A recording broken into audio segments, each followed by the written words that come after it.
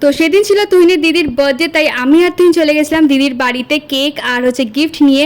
আর এখানে পুচকেরা ট্রাই করে যাচ্ছে দেশলাই জ্বালানোর, বাট ফাইনালি সেকেন্ড টাইম ভালো জ্বলেছে। এই যে ও সাহস করে জ্বালাচ্ছিল, এটাই বেশ ভালো লাগছিল।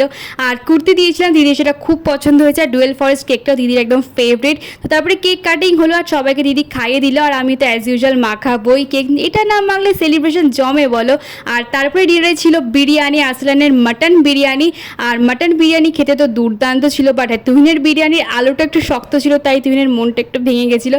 বাট রাইসটা দুর্দান্ত খেতে ছিল, সেটা ওর এক্সপ্রেশন দেখে এক্ষুনি বুঝতেই পারবে। আর আলুটা যে খারাপ সেটাও বুঝতে পারবে।